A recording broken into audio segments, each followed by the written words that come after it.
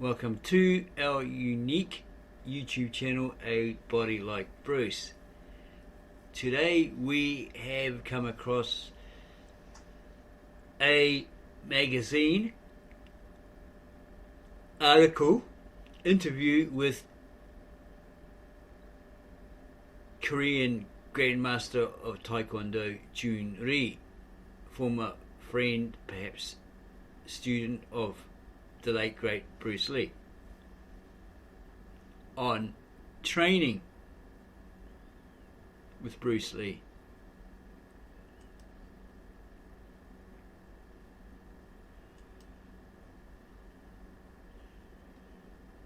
It's an interview by Thomas Nilsson, and we found this in the public domain, public access, so no copyright infringement was intentional. And it reads, few people have a martial arts resume as impressive as that of Jhoon Rhee, the so-called father of American Taekwondo. Rhee created the safety gear students wear when they spar. He is the orchestrator of martial ballet, synchronized Taekwondo sessions performed to classical music. He is noted for teaching congressmen martial arts on Capitol Hill and for arranging tournaments between Republican and Democrats. His noble efforts to set a proper course for America's youth have been well documented. His Jhoon Rhee Foundation is involved in teaching his Joy of Discipline program to public school children, and his Jhoon Rhee Institute continues to maintain a highly visible martial arts profile not only in the United States but also in Russia, where Rhee has opened an additional 65 schools. Yet few people know this 63-year-old black belt Hall of Fame member had a tumultuous childhood in which he was often bullied at school. Few know about his harrowing escape from communist clutches at the outset of the Korean War, or about his convoluted journey to the land of the brave and the free, or that he can do a mind-boggling 100 push-ups in 1 minute, or about Rhee's vow to live to be 137 years old. And fewer still know about his close friendship with Bruce Lee. Rhee, in fact, is credited with teaching Lee the finer points of high kicking. During the course of their 10-year friendship, Lee wrote nearly 50 letters to Rhee as the two exchanged concepts and ideas on martial arts training. The letters form the basis of a book Rhee is writing or has written, titled Bruce Lee and I. In the following interview, Rhee recounts the time he spent with Lee, from the training sessions together to their more personal introspective moments, to his Hong Kong visit with the Dragon 2 weeks before Lee died. The editor. Black Belt magazine.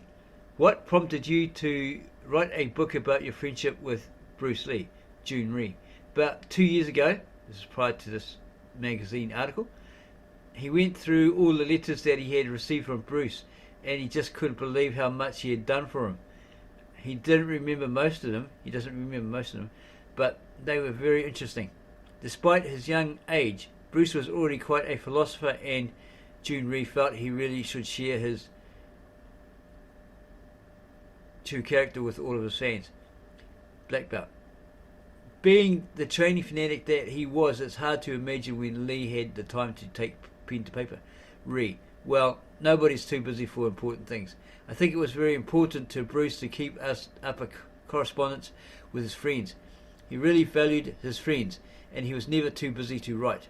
Black belt. And in those letters, Lee often waxed philosophical. Rhee. Yes, Bruce studied philosophy for a while, and in one of his letters he wrote me, Jhoon Rhee, a poem titled "Who Am I? What Am I?" If you read this little piece, I think you will see that there was a depth in his philosophy. He was a thinker. Bruce Lee was a thinker. Black belt. How did you meet Lee? Rhee. We first met at Ed Parker's International Championships in Long Beach, California on August 2nd, 1964, where we both gave demonstrations. Jhoon Rhee was 32 and Bruce was 23. He was very impressed with his demonstration, especially with his close quarter hand techniques, which he delivered blindfolded, and with his showmanship as well. Bruce told Jhoon Rhee that he was impressed by his high jump kick that broke 3 boards 8 feet up in the air, and also by his triple kick that he demonstrated. Bruce had an 8mm home movie of my demonstrations and kept them for many years. His wife Linda Lee Caldwell sent me that piece of film after his death. She sent it to Jhoon Rhee. And there's a little picture there of Bruce Lee below left and Jhoon Rhee once training together at a Southern California beach.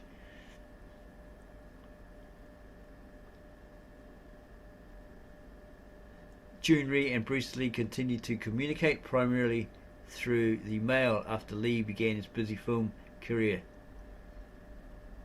Black belt. High kicking was something new for the ever practical Lee, who really kicked above the waist level. Did you two ever break boards together? Rhee. I think it was in 1967 when Bruce first broke boards.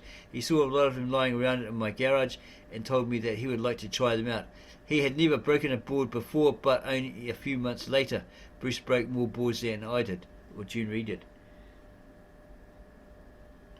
In fact, he side jump kicked 4 1-inch dangling boards and broke every one of them. He really had tremendous momentum and power in his kicks. It's true that he was the one who first introduced high kicks to Bruce Lee. We were sort of Chuck, but it was Bruce Lee. And in return, Bruce gave him some ideas of hand techniques, mainly showing him how to be non-telegraphed when punching. Black belt. Why do you think Lee is still popular nearly 23 years after his death? Rhee. His name is still the biggest in the martial arts. When Jhoon Rhee went to Russia, he met people who didn't know about Muhammad Ali, but they all knew about Bruce Lee. They all knew Bruce Lee. I think Jhoon Rhee says here he thinks the reason for his continuing popularity is that he really electrified human emotions on the screen. Anybody who watched his movies feels that electricity, and Bruce also had something that most other people don't have, a tremendous charisma on the screen and in life. Black belt. Lee was a guest of honour at many of your tournaments, was he not? Rhee. He was a guest of honour at my national championships for 6 consecutive years, from 1965 to 1970. Bruce performed 2-finger push-ups, broke boards and knocked people out with his 1-inch punch every time he came. In 1970 he came with his lovely wife Linda. They went on stage and Linda was throwing Bruce all over the place. It was a pretty comical demonstration that people enjoyed very much. Black belt. Some people felt Lee came off as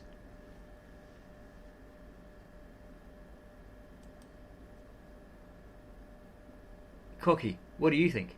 Rhee. Some people thought Bruce was cocky, but with his skills he had a right to be cocky. He was very young, and at that age everyone is a bit cocky.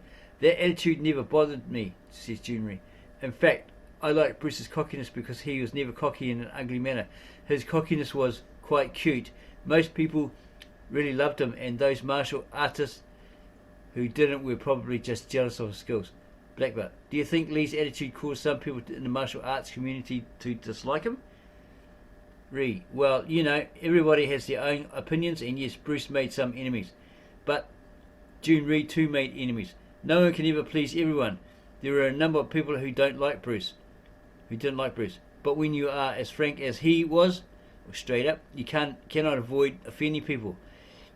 And Jhoon Rhee says here he thinks that there were some movie stars in Hong Kong who didn't like the success he achieved there. They were jealous. Black belt. Did Lee ever tell you what he thought of Taekwondo as a fighting art? Rhee. Bruce never judged the arts, claiming that Taekwondo or karate were good or bad. He always judged the individual. He told Jhoon Rhee he found some Taekwondo people that were good and some that weren't as good. Black belt. What were some of your impressions of Lee as your friendship with him evolved? Rhee. Like everyone else, he grew physically and mentally over the years. After his TV series, The Green Hornet, was cancelled, Bruce was out of work and he took on private students, but it didn't really pay all that well. He got by, but it was obviously a pretty frustrating time for him. And I think it was during the suffering period that Bruce really grew up mentally. Bruce always liked to joke and make people laugh. He was a very jovial person to be around, but he was also a very mature individual. Black belt. When you and Lee worked out together, what did you two focus on? Rhee. Most of the time we focused on kicks, but we also practiced punching once in a while. Bruce really loved sushi, so every time he stayed at my house, my wife fixed him a huge plate of sushi and we could eat and train like mad until 4 or 5 o'clock in the morning.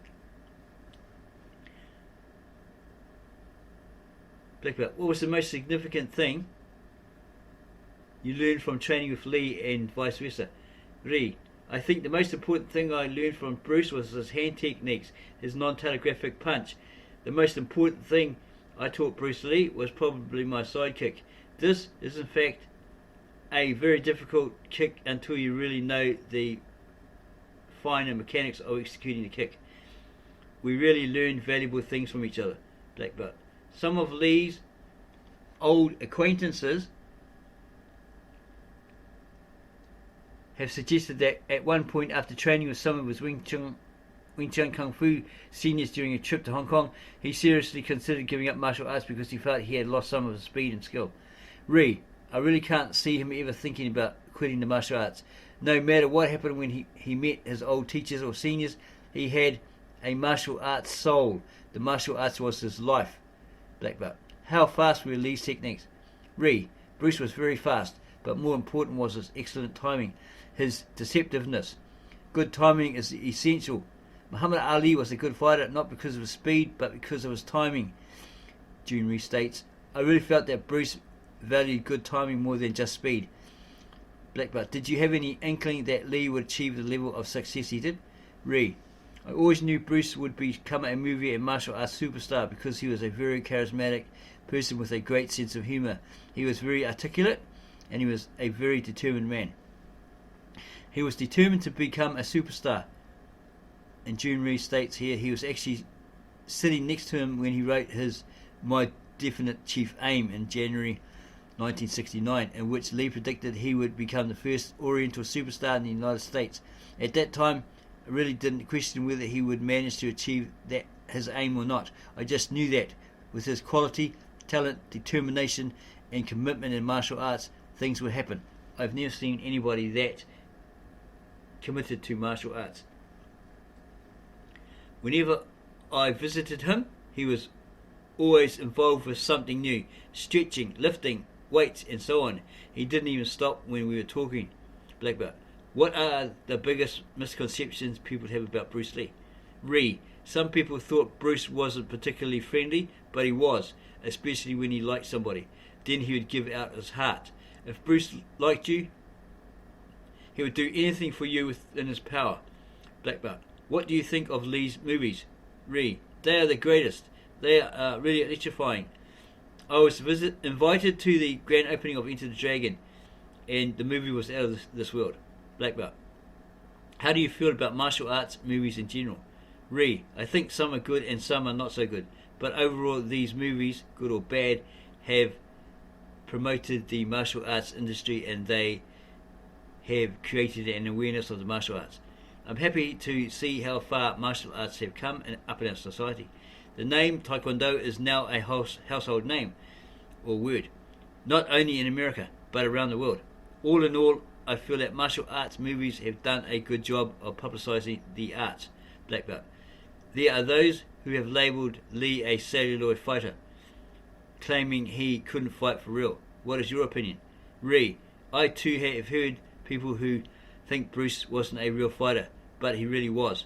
When he was in high school in Hong Kong, he fought in a Golden Gloves boxing tournament and knocked out the reigning champion after only a few weeks of training. Bruce was really a good street fighter, and I personally have never seen anybody pound for pound as strong as Bruce Lee now. So all this Bruce Lee couldn't fight, all this sort of rubbish is fake. Okay, these are the experts that trained with Bruce Lee, they befriended Bruce Lee. So they are stating that he was really, really good. Now, when he is no longer with us, it's pretty natural that there are some people who try to discredit Bruce. This does not change the actual facts. I know Bruce Lee was a very good fighter. This is what Jhoon Rhee has said. Black belt. What sides to Lee did you see that perhaps the public never did? Rhee. My friendship with Bruce was very entertaining. Whenever he was around, he always made you laugh. But Bruce was also a very deep person who loved his wife and children very much. He was a good father and a good husband. Black belt. Do you remember any of the jokes or pranks Lee played on people? Rhee. Yes, I recall him telling a guy who talked a lot that he would get his tongue sunburned if he kept talking so much. Another joke Bruce told went as follows. A Japanese emperor wanted to hire a bodyguard with sword fighting skills. The first applicant was a Japanese samurai, and when asked what he could do, the samurai opened a matchbox and a fly flew out. The samurai drew his sword and cut the fly in half. The emperor was very impressed and called for the next applicant, who repeated the trick, only he cut the fly into 4 pieces, impressing the emperor even more. The third applicant was a Jewish samurai. He too opened a matchbox and a fly flew out. The Jewish samurai drew his sword, but nothing happened. Well, the emperor asked impatiently. Your Majesty, the Jewish samurai replied, if you closely examine the fly, you will find that it has been circumcised. Black belt. When was your final conversation with Lee, and did you notice anything different or unusual about him? Rhee. Bruce died on July 20, 1973, and I last saw him in Hong Kong on July 6th. He saw me off at the airport after my work on the movie When Taekwondo Strikes there. That must have been the one with that,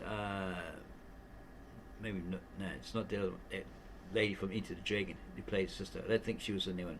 Not really sure. She may have been. No, I think not. I think she was in the Hapkido movie. Then 24 hours prior to his death, Bruce called him, Jhoon Rhee, to tell him that the movie was all edited and finished. The next day he heard of his death on the radio. Jhoon Rhee called his wife Linda immediately and she confirmed the sad news.